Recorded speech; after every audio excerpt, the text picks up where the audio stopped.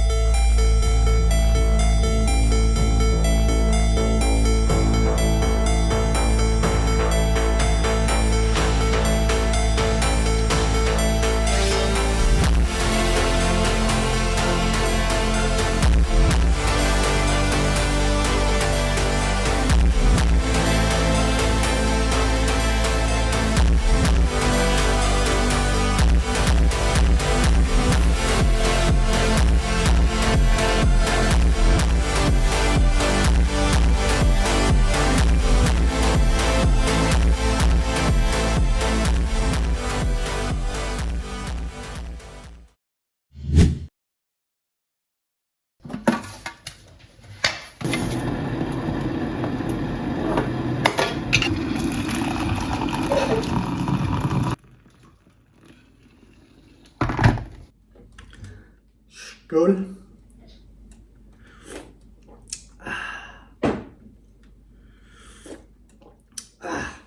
Jeg starter altid morgenen ud, hvis det er muligt. Det plejer ofte at være weekenderne med en kop kaffe. Og så er det nu i gang med at lave min morgenmad, inden jeg skal træne. Og morgenmaden i dag ser således ud. Jeg har min banan. Så har jeg nogle gulerødder, gurk, tomat, dadler, og så har jeg min toast, som der bliver proppet i toasteren. Så får den en 2-3 minutter der. Og udover min morgenmad, så har jeg selvfølgelig mine vitaminer, som jeg tager her. Og vi har almindelig fiskeolie, multivitamin og magnesium. Men ellers ser det således her ud, og der er også lidt morgenmad til Junior og Katrine. Let's get eating.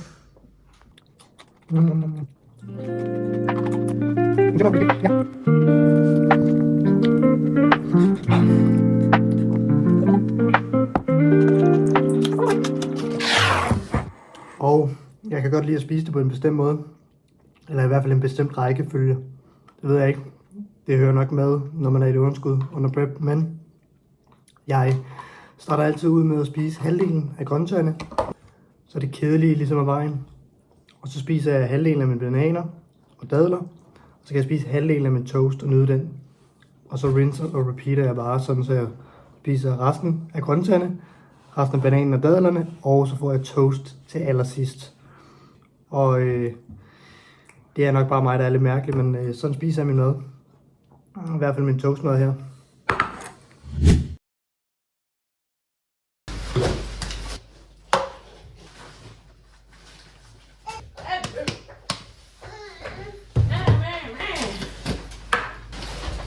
Det er jo muligvis godt være her.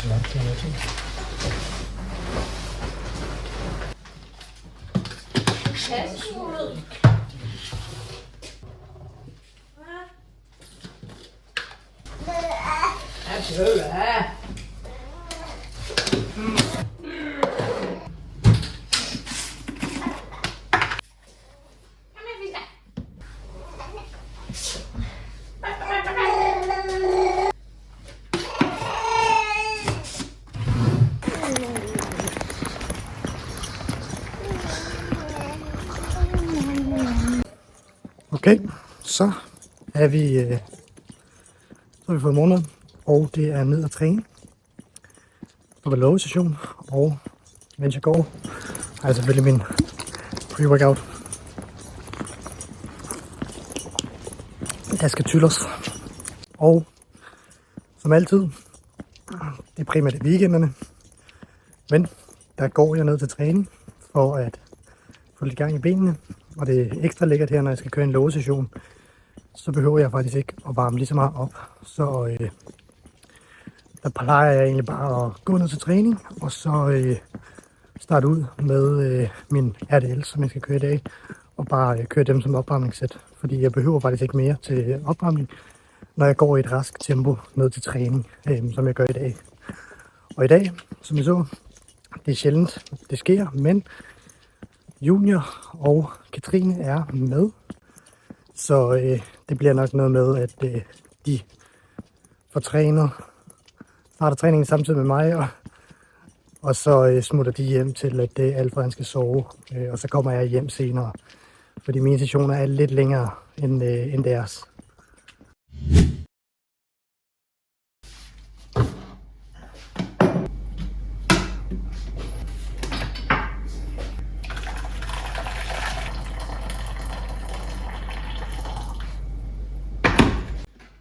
Tid til post-workout meal, og planen er blevet ændret lidt, fordi at jeg mødte Chris, min træner, nede i centret, og vi kører en spontan 150 plus carbs i dag. Så cream of rice, banger 120 gram, det blander op.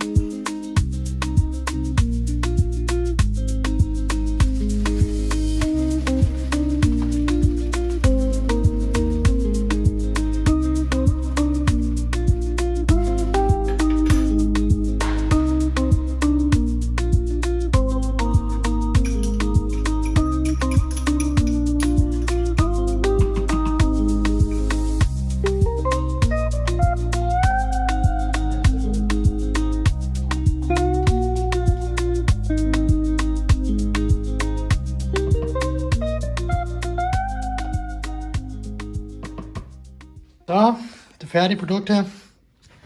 En ordentlig børge her med 120 gram cream of rice. White chocolate hazelnut. Smager fantastisk. Og så har vi hvid chokolade. Skal vi have en lille taste test.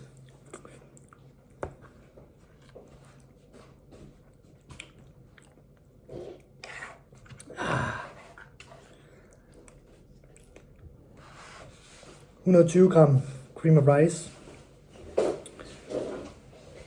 Så har vi nogle hindbær, 150 gram, 10 gram mørk chokolade, 100 gram banan og whey drip plus lidt honning, 20 gram cirka. Så cirka en fordobling af cream of rice, som jeg plejer at få efter jeg har trænet. Så det kan lidt. Det bliver en stor portion at komme igennem, men tænker nok, det går.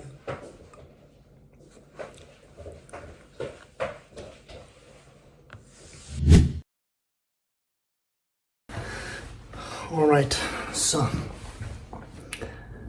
Alfred er endelig blevet lagt. Det tog lidt længere tid.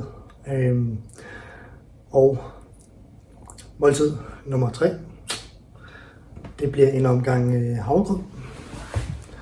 Og Katrine har været så venlig at lave selve basen, min havregryn. Så vi har blåbærne. Vi har noget biskop, som jeg smelter i mikrobølgeovnen. Honning, endnu en gang, smelter i. Min skyer. Noget cherry den her gang. Og så har jeg æblemos. Det smager fantastisk. Det skal bare oven på den her. Så jeg tænker egentlig bare lige, vi gør sådan her.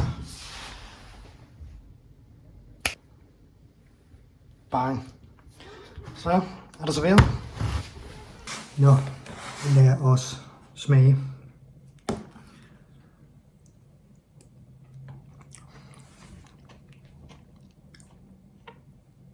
Det er noget af en burger. Men i hele den her er der cirka 800 kalorier. Og cirka 150 gram carbs. Men når jeg kører refeeds, så holder jeg det simpelt. Plejer bare at køre det samme måltider, og så lidt flere carbs, eller tilføjer riskiks og sådan noget som ting, der ikke fylder lige så meget som honning eller dadler. Det gør bare, at min mave den ikke bryder mega meget ud, og jeg føler, at det er et alt for tungt måltid. Så gør jeg det bare på den her måde her. Det fungerer super godt.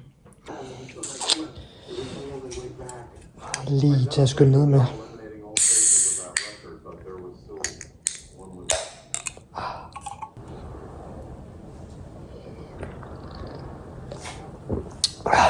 Ja. Harbo her.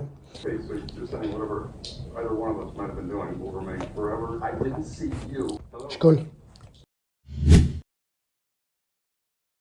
Så er det tid til dagens 4. ud af 5. måltid. Og jeg har snydt lidt. Jeg har allerede preppet det. Det er 95 gram ris, grøntsager og kylling og rejer. Og den her portion her bliver toppet med krydderier, peanut butter og noget sriracha. Og så kommer der også et flydende æg ovenpå. Og jeg ved ikke med jer, men jeg kan bedst lide at krydre min mad efter det er lavet, og så ligger det ovenpå. Jeg føler bare, at det smager af mere, end hvis jeg propper det i min mad, når det er, jeg laver den. Jeg ved ikke rigtig med jer. Hvad gør I? Kommenter eventuelt, hvordan I bedst kan lide at krydderi blande i jeres mad efterfølgende, eller imens I steger det. Og det sidste, der lige skal på, det er salten. Men her har vi selve måltidet. Og i selve den her er der 750 kalorier eller sådan noget. Det kommer op på skærmen ved alle måltiderne. Og så kan jeg lige i sidste måltid forklare, hvor mange kalorier jeg har indtaget i dag, kontra en almindelig dag. Men det er bare om at komme i gang.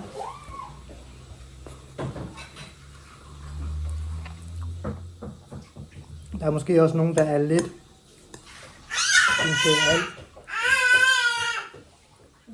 Alfred larmer lidt, at der er nogen, der synes peanut butter på ris er mærkeligt, men det er ikke net. Jeg synes, det smager sindssygt godt, så jeg kører bare dernede af. Så sidste måltid for i dag bliver en omgang skyer med frugt, Nutella, honning, kanel og salt, og så et pukkenbrød ved siden af. Så normalt får jeg 2900 kalorier og cirka 425 gram carbs. Og i dag, som altså er en refeed dag, jamen der fik jeg 3.450 kalorier og plus 150 gram carbs, så det vil altså sige 575 gram. Så det er alligevel en chat mere, og det skal egentlig bare bruges på at fylde mig op til den kommende uge, så jeg ikke graver mig alt for langt ned. Men nu vil jeg få spist det sidste måltid, og så skal jeg gå mig en kort lille tur til at fordøje det sidste måltid, inden jeg skal i seng. Og der tager jeg ikke mobilen med, fordi at det er lige en sengetid, så der kan jeg bedst lige bare gå uden noget som helst elektronik. Men som altid, så håber jeg, I har nydt videoen, og så må I gerne like, subscribe, kommentere. Det vil betyde meget for mig. Peace.